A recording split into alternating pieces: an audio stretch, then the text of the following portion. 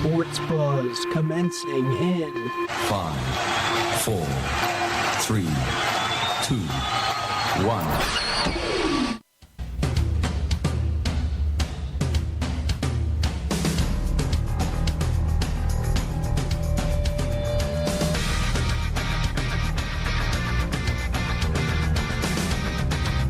Good afternoon, everyone, and you are listening to 670 AM WPPJ Point Park Radio, and this is the award-winning sports show, Sports Buzz, coming at you right now. I'm Harrison Buzzatto. And I am Michael Kravetz. And we're we got some exciting things for you today in the form of the Penguins' prowess, or lack thereof, and might get into some Pirates spring training news, and also news around the NHL, and some important tournament talk. And thanks for tuning in, everybody. Yeah, thank you. And I think we'll fire things off here with a very disappointing weekend for the Pittsburgh Penguins.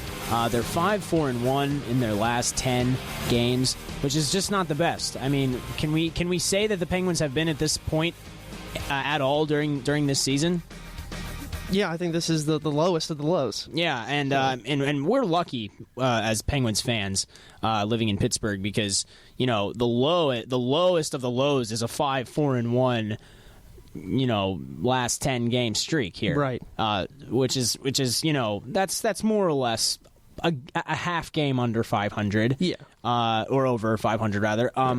But in all honesty, it could be a lot worse, but at the same time, you don't expect these kind of numbers in March for the Pittsburgh Penguins, at least in recent memory. Yeah, they always seem to have get on the right page, have a 10-game winning streak going into the playoffs. I mean, there's still time for that, potentially, but you want to see them playing at their best, and right now it's kind of going in the opposite direction. Yeah, what do you think it is about the Penguins game that is just bringing them kind of into this low spot? Honestly, it's just the fact that their opponents are shooting the puck more than they are, because as you saw in the Philadelphia games over the weekend, they were outshot by quite a big amount. Yeah, and if you let a team score the first goal, that seems to be their downfall. Yeah, because I believe they've only lost 3 games in regulation when they've scored first. They've won over 32. Yeah, absolutely. So the Penguins had a 4-day break in between the Capitals' home and home. And granted, the Penguins had a very difficult road trip. Not a lot of teams have a road trip like that. Playing those teams, of those high-octane, good teams in such a short amount of time with all that travel. And they had that Washington home and home. They had a 4-day break in between that home and home series and jumping into the Flyers barn. The Flyers were at home in the first game of the home and home on Saturday. So first game, what should be cause for concern during that first game? Well, I would say that the power play. They went 0 for 5 in that game. And why do you suppose? I think Bob Airy put it best. I got to answer my own question. The Flyers in that game sensed that the Penguins were a wounded animal. They were without their arguably, at least minus Sidney Crosby, their 2 best players, James Neal and Chris Kunitz. It's true, but we've seen though this year that they can overcome these injuries. Absolutely. But obviously, when you play the Flyers, they get inside the Penguins' heads. That's pretty much what it comes down to. They have they play the head game very, very strongly with the Pittsburgh Penguins, with Marc-Andre Fleury especially, and they seem to win it every time. The Flyers had 40 shots in the first game. 40 shots on goal to the Penguins' 20 or 21. Mm-hmm. And this is a team that was struggling for most of the year. And granted, Claude Giroux was not playing up to his potential in the beginning of the year, which I was just thinking probably, attributed a great deal to the firing of Peter Laviolette. Just because the man wasn't playing up to his potential, he wasn't playing well. Right. Claude Giroux picks up his game, and they wind up beating big teams like the Penguins 4-0.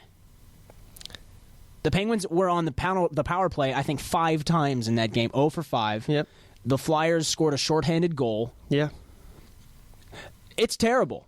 That's terrible. That's showing me that the Flyers have no respect for the Penguins' power play when they don't have their top guns. The Penguins went into that game with this wimpy attitude because they didn't have their top guys, especially on the power play. I mean, they're down 2 guys. Give me a break. Give me a break. They're letting Wayne Simmons skate all over the ice. I mean, am I right? Yeah, and it carried over into the next game, too. Someone has got to step on that guy's toes. Yeah. You can't afford to give him any room out there at all. At all. And they haven't learned this. Wayne Simmons is a threat. Believe it or not, Matt Reed is a threat. Matt Reed had 2 goals. Matt Reed stinks. Yeah. I just don't understand it. Evgeny Malkin took a dumb penalty as usual. Yeah. I mean, and I'm going to go a tad into psychology here. You're not going to change people. Least of all, you're going to change the Russian-minded Evgeny Malkin. I mean, Penguins fans are just going to have to come into the fact that he is going to do that, and he will do that for the rest of his career. See, I think he should learn how to grow out of that. I don't disagree. I think eventually he will. You think? If these teams meet again in the playoffs, I don't see that happening constantly. See, I think Dan Bylsma is too nice. I mean, I think he's too nice of a coach. When you see Michel Therrien sitting out Daniel Briere a month or 2 ago, when the Montreal Canadiens were having some trouble, and I'm talking some trouble. I mean, they've henceforth turned that around. Yeah. But a healthy scratch to Daniel Briere.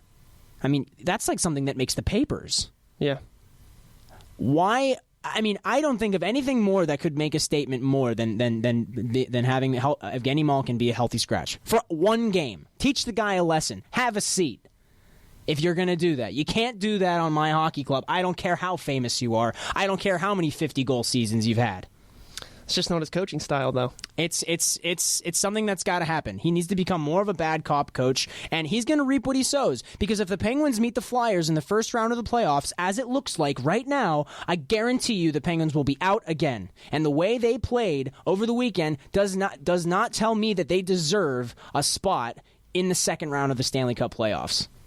Huh, that is a very bold statement. It's a bold statement, but I mean, they picked it up a little bit in the second game. They lost 4-3 to a team that has a fraction of the amount of points that the Penguins have. The Penguins had it in their hearts, they had it in their legs, they had it on the ice to beat that team in those 2 games, and they didn't do it because of the same old stuff.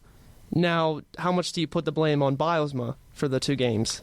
I mean, it's got to go to Bylsma because it's as you said it yourself, it's a head game the Penguins are losing. Mm-hmm. Because would you agree with me that the Penguins are a more talented team even without Chris Kunitz and James Neal on the ice than the Flyers? Absolutely. Yeah. Absolutely. Yeah. So they're a better team. They have more talented players that are losing a head game.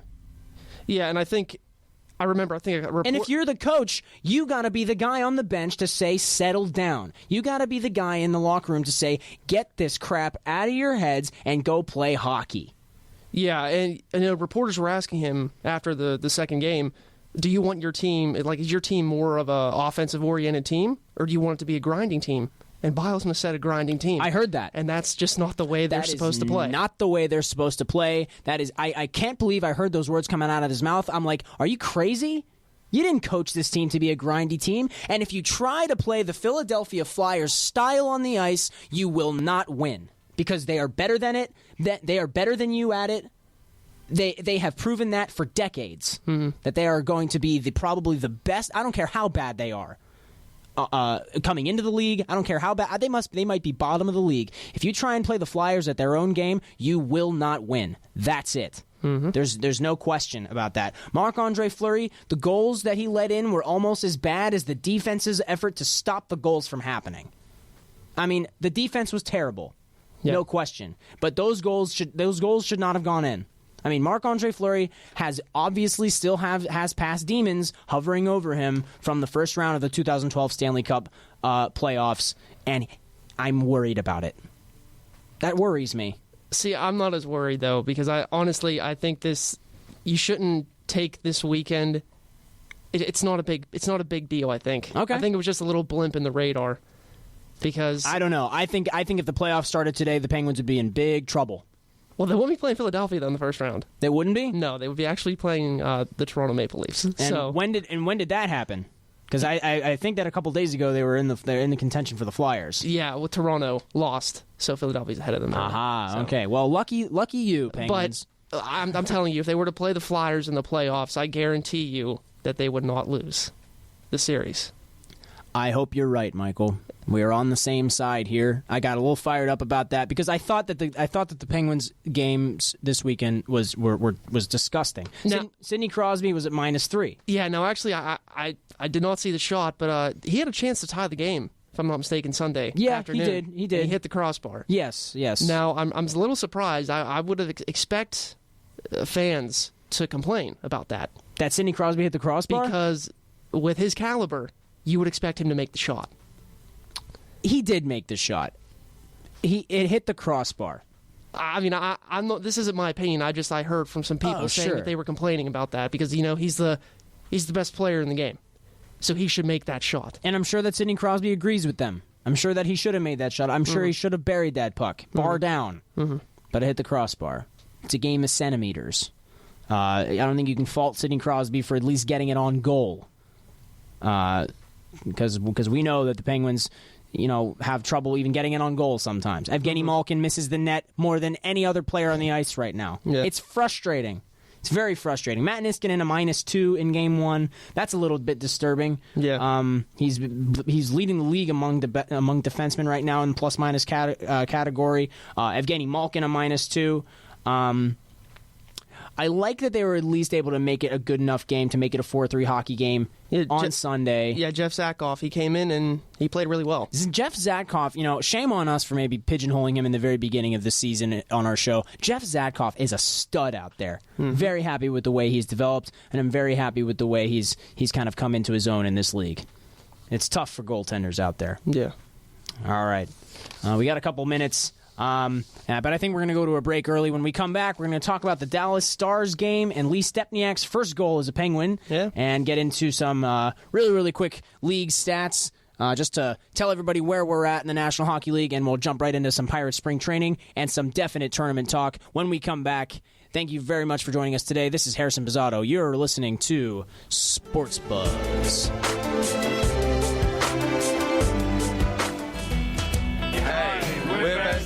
And you're listening to 670 AM WPPJ.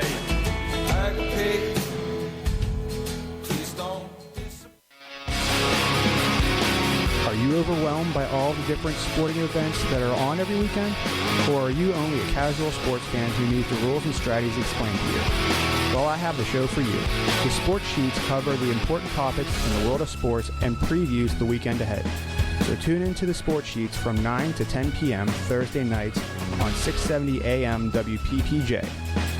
And I can ease you of all your worries. Getting lost in the fast pace of the city? Come slow things down a bit with me, Jenny Bloodworth, on the Porch Swing. Every Wednesday afternoon from 12 to 1, we'll swing life away to folk and bluegrass. It'll be like chicken soup for the old soul. So relax, kick off your shoes and swing a while on the Porch Swing. Wednesdays from noon to 1, only on 670 AM WPPJ. Hey Point Park students, have you ever thought to yourself, I eat here at the cafe in RDF so much that I should be rewarded for it? If so, Point Park Dining Services has you covered. All you have to do is like Point Park Dining Services on Facebook, check into the cafe or RDF, and state your favorite menu items. Then, you'll be automatically entered into a weekly drawing for prizes such as Bison Bucks, dining passes, and more. This is your chance to be rewarded for your appetite and your opinion. Ranger Station. Yeah, hi. I'd like to report a bear sighting in the forest. 1 second, I'm having a smoke. Next thing I know, I'm face-to-face with Smokey Bear. Wow. And he told me it only takes one spark to start a wildfire. Did you know 9 out of 10 wildfires are caused by humans? I had no idea. That's why Smokey's famous and you're not. If you see someone in danger of starting a wildfire, step in and make a difference. Brought to you by the U.S. Forest Service, your state forester, and the Ad Council. Learn more at SmokeyBear.com. Only you can prevent wildfires. It is now time for your WPPJ Sports Update. Hi, I'm Kyle Nathan. Here's your WPPJ Sports Update. The Point Park women's basketball team is in the NAIA National Championship tonight, and the first round game is against Morningside, Iowa, number 2 seed. The game will be at 8 p.m. The game can be seen on the Point Park Sports Network and also be listened to on MSA Sports. It's tournament season for college basketball, and here's some scores. Seton Hall beat number 3 ranked Villanova 64-63. The Pitt Panthers are currently beating Wake Forest 30-19. Big game later tonight is number 19 ranked Memphis taking on number 21 ranked UConn. In NBA action, the Houston Rockets take on the Chicago Bulls at 7 p.m. on TNT, and then right after that on TNT it'll be the LA Lakers versus the Oklahoma City Thunder. In NFL free agency news, Justin Tuck is signed with the Oakland Raiders. Vince Wilfork, the Pro Bowl defensive tackle for the New England Patriots, has been released from the team. Ex-Steeler James Harrison has been released from the Bengals. The Carolina Panthers have cut Pro Bowl wide receiver Steve Smith. Wide receiver Eric Decker has signed with the New York Jets, and Darrell Reeves has signed a 1-year deal with the New England Patriots after getting cut by the Tampa Bay Buccaneers. Running back Darren Sproles has been traded to the Philadelphia Eagles from the Saints for a 5th-round draft pick. And Denver Broncos made a couple moves yesterday. First being they signed DeMarcus Ware, Pro Bowl outside linebacker from Dallas, to a 3-year, $30 million deal. And also they signed Aqib Talib, Pro Bowl corner. I'm Kyle Anthony, and that was your WPPJ Sports Update. Hi, I'm Paul. Hey, I'm Corey. We're The Composure, and you're listening to 670 AM WPPJ.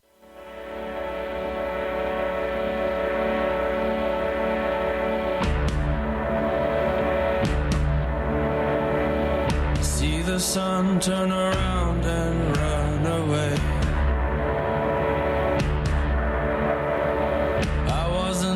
With a heartbeat, I could say,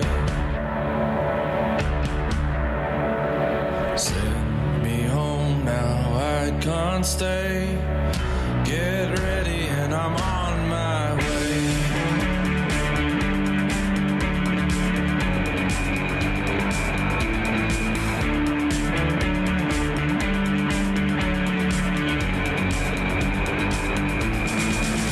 There's a city and a harbor that we know. Put that in your way. In every city there's a house where we all go. Put that in your way. We sip it all, but the taste just falls away. I was in love with a heartbeat, I could say. Put that in your way. Me home now, I can't stay. Get ready and I'm on my way.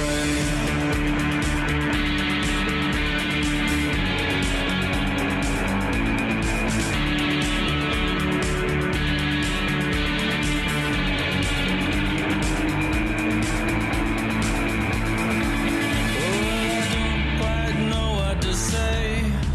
She wears a red dress out when there's gray.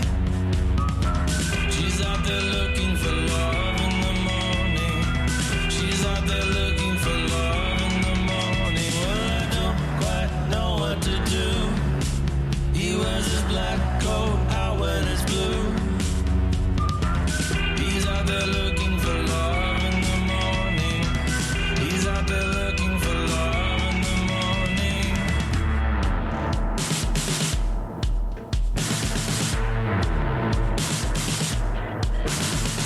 Shut the gates if I don't show. I'll send dogs to let you know how we look from way out there.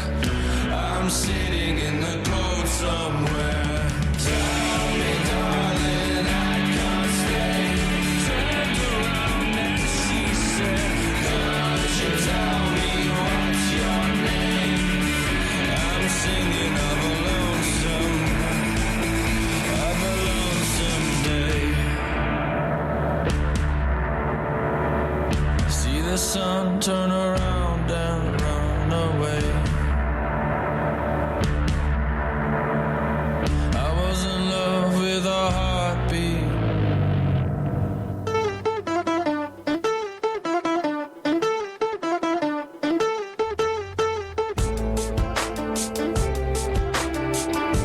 And welcome back to Sports Buzz here on 670 AM WPPJ. I'm Michael Kravetz. And I'm Harry Buzz. That's right, Buzz.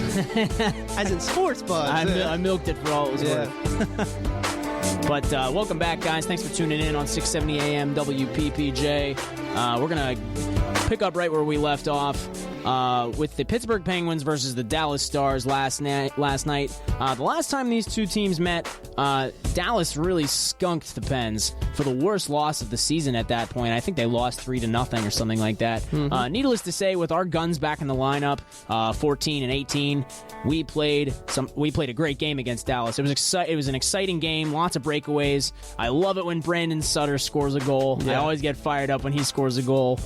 He's one of my favorite dark horse players. If you watched Pens in the Room lately, you can find that on NHL.com/Penguins. If you watch that lately, the players revealed that Brandon Sutter's nickname in the locker room is Flat Stanley. No idea what that means. But I think it's hilarious, and in no way was Sutsy flat in that game against Dallas. 5-1, your final score. Sidney Crosby bouncing back for a pair of goals, contributing to the win. And perhaps the most exciting, a little bit overdue, Lee Stepniak's first goal as a Penguin. Yeah, Stemps. Is that what they call him? Well, that's what I'm calling him. Oh, cool. I like that. Stemps. I'm gonna start calling him that, too. That's pretty awesome. This was the first game that the three of those guys on the top line, specifically 22, 87, 14, really got a chance to see the power of the top line in that game. They were really getting some great looks.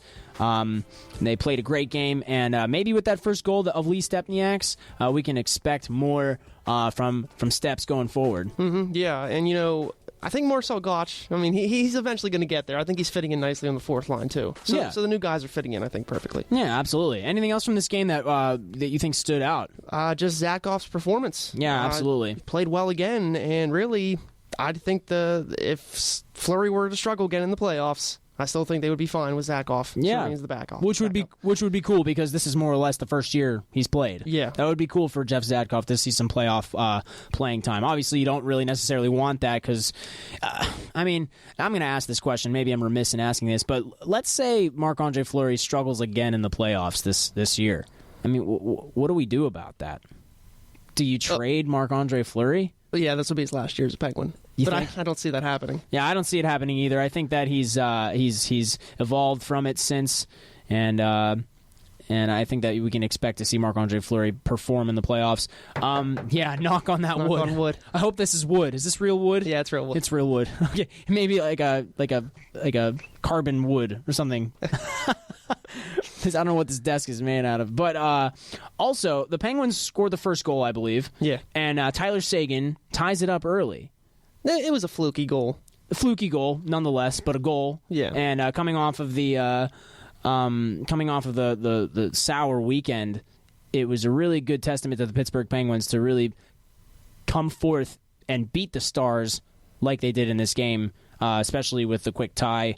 It shows their depth as a team, and it shows their determination to really win. Yeah, and then they pretty much own the West this year. Yes. So which is is always a good thing. Which is very good. That's something you want to see out of your team when the West is so dominant. Yeah. And speaking of that, I want to fire off some league stats for you guys who may not know. There have been some changes. The teams are not. The seeds are not finalized just yet, and St. Louis moves into the top spot in the West and is first overall in the league. Ryan Miller making a splash in St. Louis. They have 101 points. What do you think of that, Mike? It should be a surprise. There's your team. You were saying St. Louis was going to be really good all year. Yeah, and getting Ryan Miller is just making them the best. Yeah, so absolutely. Much to the disdain of the Pittsburgh Penguins, Boston is now in the lead in the East and is continuing to climb as they are 10-0-0 in their last 10 games. It seems that the Bruins are finding themselves at a good point in the season, whereas the Penguins, hopefully aren't, but they kind of seem to be losing their grip a little bit. I don't know if they're going to continue to lose their grip, but the record definitely shows. Yeah, 5 points behind, and they do have a game in hand, though. So They do have a game in hand. Anaheim, arguably the best team in the league, sits with, maybe before the acquisition of Ryan Miller to the St. Louis Blues, they sit in the 3 spot with 97 points. That team trying to win it all for Timu, as this is his last year. Timu Solani will retire at the end of this year. Bronze medal, Stanley Cup, what could be better than that for Teemu Selanne? San Jose tied with their bitter rivals Anaheim for the 3 spot and are also in great shape with a 7-2-1 record in their last 10 games. Pittsburgh Penguins in 4th place with 94 points. Colorado still hanging in there with 93 points. Chicago, surprisingly not as high as we thought they might be at this point. They are tied with the Avalanche for the 93 points for the 5th spot in the league. Montreal has a big gap this is where the big gap in the points begin here with Montreal. A 10-point deficit separates them from the rest of the big boys. They have 83 points, whereas Chicago has 93. Los Angeles, they were the hottest team, I think, last week. They, I think, had like a 7-game winning streak or something like that. They have 82 points right now. Minnesota coming up after them, 82 points. Good for them. I mean, they're a great team, and I'd like to see them make the Stanley Cup playoffs this year. Yeah, I think the acquisition of Matt Molson is helping them. Oh, absolutely. Yeah, Matt Molson's a great player, and I think he's going to find a good spot there with Minnesota, with the Minnesota Wild's organization. Tampa Bay is maintaining with 81 points. Their recently acquired Ryan Callahan is probably doing wonders for them over there. And Steven Stamkos just coming off injury. He's obviously one of the best players in the league. Toronto, as you mentioned, that if the playoffs started today, we would be in a Stanley Cup series the first round with Toronto. They are in it with 80 points. Philadelphia, they are coming. They got 79 points right now, and they seem to have put their woes behind them. The New York Rangers are behind them by a point with 78, and it's a tight race for this spot in the standings in the wild card. It's an exciting season because of it. Wouldn't you say? Yeah, it is. Yeah. Phoenix with the 77 points. I hope to see them make the playoffs this year as well. I really enjoyed it whenever Phoenix was in the playoffs a couple of years ago. And finally, Columbus is sitting at that wild card spot right now with Washington tying them for 76 points. It's going to be crazy to see what teams are in the playoffs at the end of the day this season. Yeah, the new format, though, I know a lot of people still don't understand it. Yeah, so, I don't really understand it either myself, but when we get closer to the date, maybe we'll break it down for you guys, and maybe we'll do it earlier for you guys who regularly check our Facebook page. Yeah, that's right. All right, Mike, what do we got next? All right, so we're going to get into, just real quick, some spring training news with the Pirates, and reportedly they are shopping Jose Tabata and possibly Travis Snyder. Wow. Those are their 2 right fielders for the time being. So the question is, if they generate some interest, who are they going to trade for? Right. Because Gregory Polanco, who is waiting in the wings, he was sent down to AAA. Most likely he'll be up here in June. Okay. So who are you going to... If I don't see them trading both Tabata and Snyder, but you're really just going to have one of them fill in? Wouldn't you be more comfortable with the both of them because they haven't been consistent when they've had the starting role?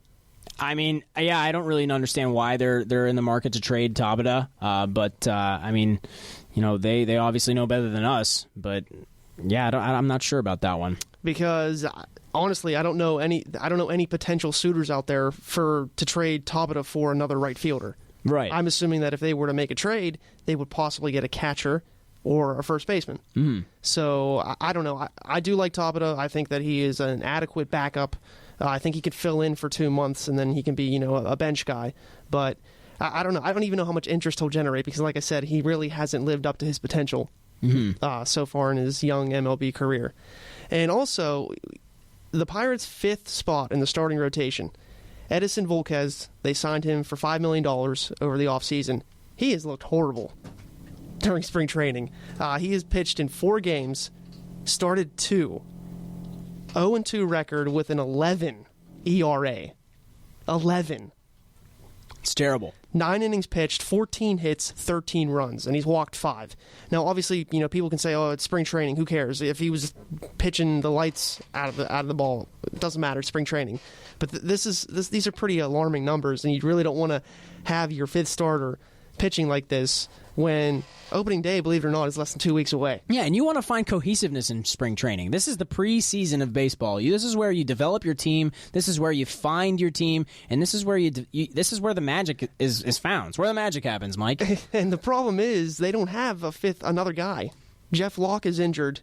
Jeanmar Gomez will probably be a long relief guy, and you signed Volquez for $5 million. You're not going to put him in the bullpen. So this will be your 5th starter for at least 2 or 3 months until Jameson Taillon comes up. Right. What's the matter with Locke? I think it was an elbow injury. So okay. I mean, he should be ready by the time the season starts. But you don't want to obviously throw him in there at number 5 in rotation without a lot of practice in spring training. So no, you don't want that. Those are some issues and an injury that, I mean, I don't think it's that big of a deal because I didn't think he was going to be a big part of this team. They went out and got Chris Stewart to be their backup catcher. They signed him, I think, for $2 million. Primarily, he's a good defensive backup. Well, he was visiting I believe Dr. James Andrews today about a knee injury. Possibly could be a torn meniscus. Oh, that's trouble. But if he is likely to miss the whole season, then Tony Sanchez, who would have been the starting catcher down at Indianapolis, he will be up here as the backup. And honestly, I think Sanchez did an admirable job last year filling in as the backup for the last 2 months of the season. Right. So if you think it's going to hurt his development to be the backup, I mean, honestly, I don't see how it can because Russell Martin will be a free agent after this year. Pirates probably won't sign him, so why wouldn't you have Tony Sanchez be under his tutelage for this season and then work his way up to the starter next year? I mean, I understand getting him more at-bats regularly down in Indianapolis might help, but you want to be on the major league team. Right. And you want to learn as much as you can from Russell Martin because, honestly, I think Sanchez, I think he has the offensive power already there. Yeah, that's a great point. It's just the defense he needs to work on, so hopefully they don't try and trade for another catcher because really I just think Sanchez, you'd be sending him mixed messages like, do I really want to be do they really want me as like the franchise catcher? Right, yeah. It's such an interesting dynamic when you consider something like that, you know, the messages that you're saying to players. How have the Pirates looked in spring training? I mean, they started off really well. They're 10-7, I think, now. Okay. So, I mean, they haven't looked bad. I mean, it's really hard to judge. Yeah, I mean, who cares? It's just, I mean, the record and it doesn't matter. It's just about getting good at bats, you know, and pitchers, you know, finding new pitches and command and location. So I think they're on pace. Good. That's excellent. Real quick now, I just wanted to switch gears. We have about a couple minutes left in this segment. Some football news. Steelers. Yeah, let's hear it. They re-signed Guy Wimper and Cody Wallace to keep up the depth on the offensive line. They also signed a defensive tackle by the name of Cam Thomas. You want to know what his nickname is? What's his nickname? Babyzilla. Babyzilla? As in Godzilla? Yeah, but like a Babyzilla. Babyzilla. How big is this guy? He's about 320. And how tall? About 6'6", I think. Babyzilla indeed. He's a big defensive tackle, so he'll give him some size. Yeah, that's... And they still haven't signed any receivers. I'm worried about that. Jericho Cotchery is determined that it's either down to Carolina or the Steelers. Okay. So I think we'll know by our show next week if he will remain a Steeler. Right. Because, you know, last year he was I think he was the most consistent receiver. 46 receptions, over 600 yards, and 10 touchdowns. Well, the numbers don't lie there. Because I remember when we always talked about the games, we always mentioned his name as getting a touchdown in the game. That's right. Jericho Cotchery always came up big. And I mean, if you want to, I think he's the perfect receiver to be their the possession guy. You know, like that Hines Ward always filled. Why not bring him back for like a 2 or 3 year deal? Why not? Yeah. That's what we ask you, Steelers. Why not? And why not tune back in after the break? That's right. All right, guys. Thank you so much for tuning in with us today. And enjoy the break. And please stay tuned for a Sports Buzz. Hey, it's Alpha, and you're listening to WPPJ 670 AM. Watch the world go blue. Ooh, ooh, ooh, ooh, ooh, ooh, ooh, ooh, ooh. To license it. Hi, Brian Bresnan here. Are you tired of hearing the same old on every radio station you tune into? Well, have I got an offer for you. Tune into my show to hear a new genre and theme every week. From 60s psychedelic to 70s punk, 90s grunge. Anything you can imagine. So tune into my show, The Lunch Buffet, every Tuesday from 11 a.m. to 1, only at 670 a.m. WPPJ. If you want to hear all your favorite alternative music in one place and you want to know what concerts are happening in the Burgh, we can help you out. If you want to hear from local bands and what they're working on, we can help you out. I'm Kim. And I'm Emily. And we are back for another exciting year of Pittsburgh Pulse. Tune in every Monday from 6 to 8 p.m. here on WPPJ 670 AM. Hey everyone, this is Michael Costa from Costa's Corner. I want to tell you all about my friends at Penn Hills Game Exchange. First thing you're asking yourself is, hey Costa, what's Penn Hills Game Exchange? Well, my friends, it's an independently owned video game store open 7 days a week, located at 431 Rhode Road in Penn Hills. If you're a gamer, allow me to welcome you to your new heaven. They have games and systems from today's generation with the Wii U, Xbox 360, and PlayStation 3. Feeling a little nostalgic, are we? Well, they also have games from the 8 and 16-bit era as well. Not only are they a video game store, they also have multiple pinball and arcade machines that you can play for one low price. And for all you competitors out there, please check out Tuesday Night Throwdown, a weekly fighting game tournament. Check them out on Facebook for hours and events. You'll be doing yourself an injustice by not checking out Penn Hills Game Exchange. So please, swing by. BRB, You will not regret it. LMAO. Unless you live under a rock, you've typed one of these responses and even worse, sent one while driving. Although this is illegal, it hasn't stopped us and won't until either we pay the price or someone we know does. Texting and driving can be considered more dangerous than drunk driving. 3,333 lives were lost in 2011 as a result of texting and driving. This number is quickly rising. Turn off the phone. Put it away. If it's an emergency, pull over. No life is ever worth a text. It's now time for your WPPJ Music Update. This is Kylie, your music director, with WPPJ's February concert calendar. This month, Mo is playing at Stage AE on February 12th. Reggie in the Full Effect will be at the Altar Bar on February 15th. Weeknight with Nick Lawless and Arcade High will be at Brillo Box on the 16th. The Pretty Reckless at Altar Bar on the 17th. Dave House with Cumulus at the Smiling Moose on February 18th. Nick Waterhouse at Club Cafe on February 19th. Black Joe Lewis and Pickwick will be at the Rex Theater on February 20th. Lion Eyes will be at Smiling Moose on the 21st. Joy Ike at the Hill House Kaufman Center on the 22nd. And We Are the In Crowd at Altar Bar on February 26th. To stay up to date with all the latest Pittsburgh concert information, or if you'd like to advertise your band's next show, make sure to stay tuned to 670 AM WPPJ Radio and visit www.wppjradio.com.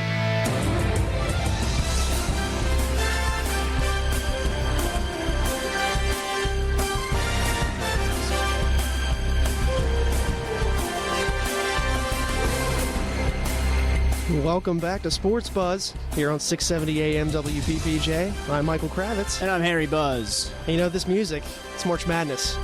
Dun, dun, dun, dun. The NCAA Tournament's already started. So, okay, we're gonna before we get into that though, gotta talk about the Pitt Panthers. They had a good run in the ACC tournament last week. They beat Wake Forest by 29. It was complete trashing. Then they surprised the North Carolina Tar Heels in their own backyard because the tournament is held in Greensboro, North Carolina. They were dominating the first 32 minutes of the game, and they held off a late fury by the Tar Heels the last 8 minutes. They were able to win the game 80-75. And in this game, you want to talk about a man amongst boys, pretty much. Talib Zana of the Pitt Panthers, 19 points, 21 rebounds. He was just all over the place. This probably was the best game of his career, one of the best performances ever by a Pitt player. And he even played well in the next game against Virginia, unfortunately going up against the number 1 seed. The Panthers, they played him tough. They had a chance to tie the game at the end of regulation, but James Robinson had a 3-point attempt blocked by Justin Anderson. So they bow out in the semifinals, but they guaranteed their spot in the tournament, and they probably bumped up their seeding too. So it was a good performance by this Pitt team, and obviously the team was disappointed with the way they finished. They wanted to win it all, but nonetheless they had a pretty impressive showing. So now on Sunday they announced the teams, the 68 teams in the field. And it didn't take too long for the Pitt team and all the fans of Pitt to know where they were going, because I believe it was the second matchup announced in the South region. The Panthers will be playing the number 8 seeded Colorado Buffaloes, and Pitt is the 9 seed.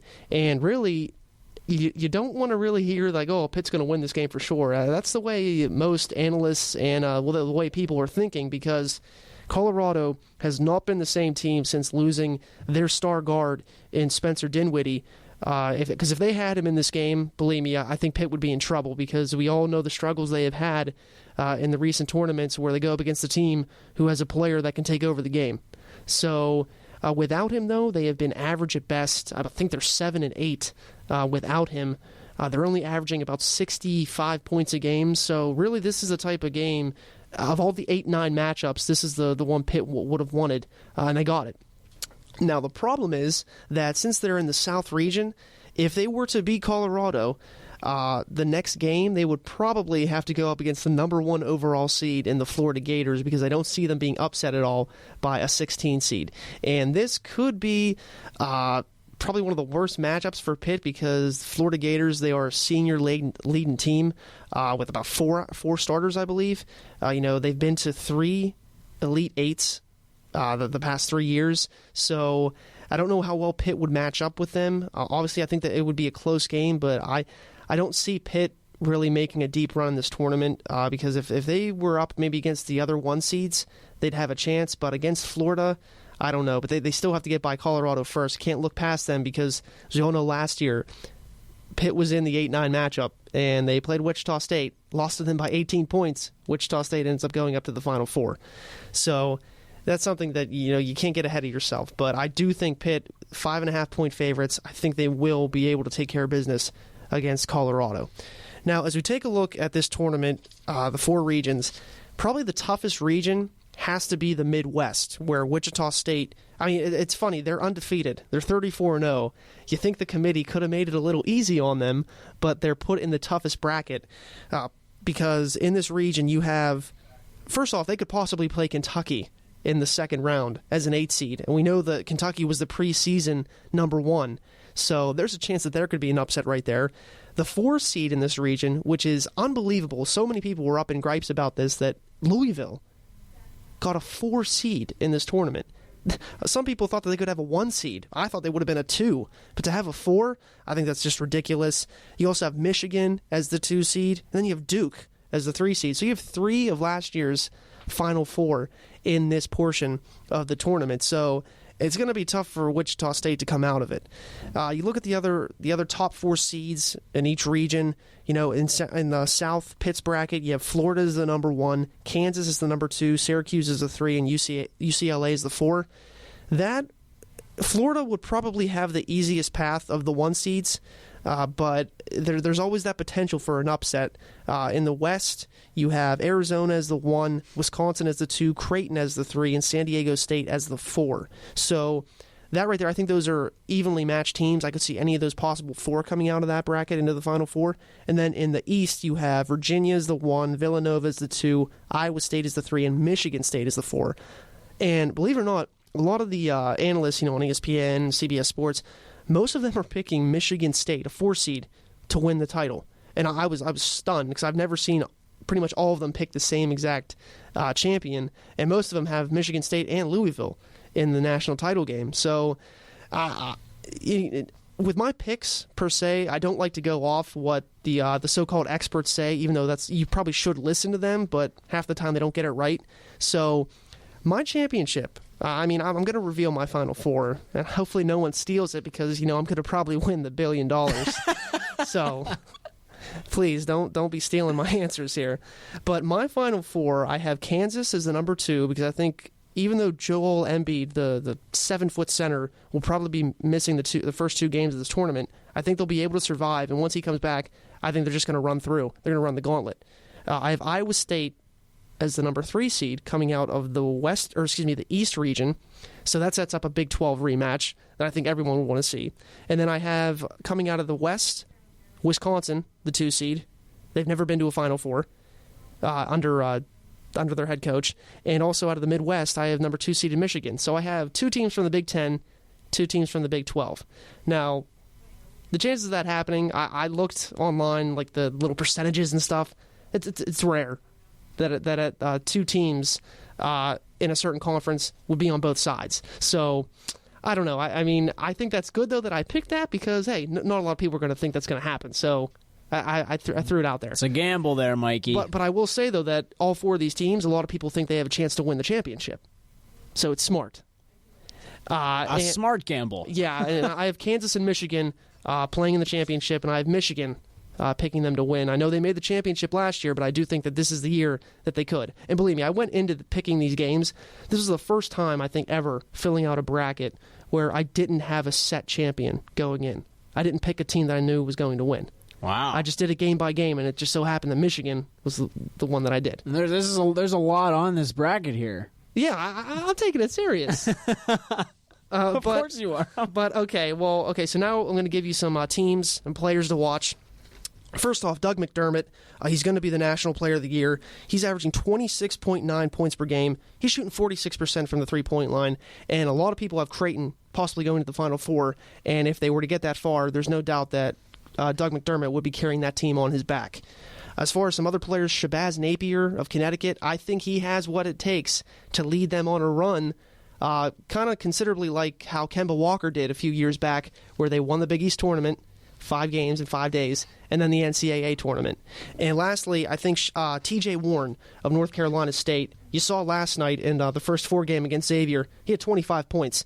He has had 18 games this year with 20 or more points. And you saw, and a lot of Pitt fans remember, I mean, I was at the game at the end of the year, second to last game, T.J. Warren scores 42 against Pitt, and that's the reason why they lose the game. So he has the capability to take his team far. And there's some upsets now, because really, if you pick a tournament and there's no upsets, sorry, you're not winning nothing. So I possibly think that the 12 seed out of the South, Stephen F. Austin. Don't laugh at don't laugh at their name. I know it's a person's name, but those are names of schools too, even though you probably never heard of them. That guy probably had $1 billion. They have won 28 games in a row. Wow. And no one's talking about them. I mean, obviously they haven't played premier talent. The last time they lost a game was in November. It's a very impressive. So, and there's always a 5-12 upset somewhere in the tournament, and this is one where I think they can beat VCU. How can they not be talking about this? It's just, I guess, because it's the competition they've played. It's really, okay. But they're 31-2. They have a couple good players that can possibly carry the team to a couple upsets. I have them beating VCU, and in the second round, I also have them beating UCLA. So that's an upset to look for. Dayton and Ohio State. Dayton is pretty much the little brother of the state of Ohio, and Ohio State, they rarely ever schedule them in the regular season. I think maybe they're afraid that they might lose to them and embarrass themselves in the state of Ohio. Could happen. So I think the 11th seed there in that region, Dayton, will pull off the upset against Ohio State, because they've just been so inconsistent this year in the Big Ten. Another upset possibility, NC State, the team that you saw last night, beat Xavier by 15. They're going up against the 5-seed St. Louis team, who has lost, I believe, 5 of their last 6, and they've just looked horrible. Especially in the A-10 tournament, losing to St. Bonaventure, albeit on a last-second 3. They're coming in the tournament reeling. And like I mentioned, T.J. Warren can really carry a team, and I think he can carry NC State to a possible Sweet 16 berth, but Louisville would be in that way, and I don't think that matchup favors them. So you have those, and then possible sleepers that, I wouldn't say double-digit seeds, maybe like the 5 to 9 seeded teams who I think can make a run. Don't call me a homer. I think Pitt, if they can really handle Colorado and they catch Florida, maybe they have an off day. I think Pitt can possibly win that game and make a run in this thing. Because guess what? A 9 seed made it to the Final Four last year in Wichita State. And you know what? I think Pitt has a good chance too, because they have 2 fifth-year seniors in Patterson and Zana, and if they get good contributions from James Robinson and Cameron Wright and at least something off the bench, they can win some games here. And I'm not saying this will be the year that Pitt finally breaks through and gets to the Final Four, but they have a chance. And really, that's all you need in March Madness. Survive in advance. And if you think you have a chance to win this game, you come out and play your heart out, then guess what? Some things may fall your way, and you might be able to survive and advance. Wow, what a homer. Yeah, whatever. I couldn't resist. Whatever. Okay, so then another team that I think can possibly make a deep run, a lower-seeded team. How about the Providence Friars? They beat Creighton in the Big East Tournament. They're an 11 seed right now, and they also have a good guard who can possibly lead them to at least maybe 2 or 3 wins in Bryce Cotton. He averages over 17 points per game. I believe 6 or 7 assists a game. And, this Providence team, they haven't been to the tournament in quite some time. And, they have a coach who's passionate, Ed Cooley, he's a Providence guy, and they have a good matchup in the first round against, or technically the second round, I just say round of 64, against the North Carolina Tar Heels, who came off a horrible loss to the Panthers. So I think Providence might be able to go far, but standing in their way is Iowa State, and if they can get going with their 3 guys, Georges Niang, Melvin Edgem, and DeAndre Kane, I mean, that's probably the toughest trio, I think, of any team this whole tournament. So that's just some interesting teams to keep your eye on. And guess what? I mean, it's going to be basketball 24/7 tomorrow, Friday, Saturday, Sunday. So just enjoy it. Yeah. Even if your brackets are totally wrong. Yeah, enjoy yourself. So getting back to what this bracket really means and what's at stake here. Yeah, the $1 billion. Yeah, the $1 billion. Okay, so what would you do with $1 billion? We'll see. With me, I'm not going to give like the really typical like egocentric answer. Oh, I'm going to buy a car. I'm going to buy a new house. I'm going to take care of like my family first and foremost. Oh, what a guy! And then I would give some to charity as well. And then, of course, I'd keep some for, myself to do other stuff. But to buy a car. Well, family and I think giving it to some charity, I think, comes first and foremost. Absolutely, yeah. I mean, what would I do with $1 billion? You'd spend it all on yourself. I would. I'm such a dirty, rotten scoundrel. Well, I would probably invest in season tickets to the Pittsburgh Penguins that's a good for idea. the next 10 years or something like that, just as long as they're good. Just kidding. Just as long as I'm a fan, which will be until my dying day. I would give it all back to as many people as who have helped me over the years here, and I just want to say thank you also to the people who are listening right now. I know that I got some fans listening and family members. Thank you so much for tuning in, and thank you for all the support that you give me. And Michael, I'm sure you say the same to your family as well. I also want to shoot out a quick congratulations to the Peters Township varsity men's hockey team who won the first Penguin Cup in a long time. They've been to the final 3 years in a row against Bethel Park, and they finally did it the other night. And I was at the game and with a bunch of my old friends from high school, and I have a friend on the coaching staff and a friend's father on the coaching staff. Congratulations to Rick and Ryan Tingle for a great win, and good luck at the state championship game in Penn State. And yeah, so that's what I would do with $1 million, I suppose. Give it back, and I'd invest in some heavy-duty Penguins tickets. Nice. Yeah, so I think that's a worthy cause. I'd get Sports Buzz its own studio. Oh, yeah. A giant studio. It would be like the Dan Patrick Show. Oh, nice. ×2. Nice. It would be in Rob Deirdrick's Fantasy Factory. We'd have dogs running around, girls in bikinis running around, just hanging out with us all day. Yeah, I could see that. Just making us sandwiches. Just kidding. Sandwiches. It's making us all the sandwiches that we want, and we just talk about sports all day long. We wouldn't be limited to one measly hour. I could see that. That'd be sweet. Yeah, I'd be doing that. Well, anyway, guys, thank you so much for tuning in. We are at time. Make sure you tune in next week and check out our Facebook page. Remember, we are the award-winning Sports Buzz radio show on 670 AM WPPJ. What do you say, Mike? Yeah, I say, you know what? Be back here next week because we're going to have a lot of interesting stuff to talk about. All right. Well, thanks for tuning in again. And get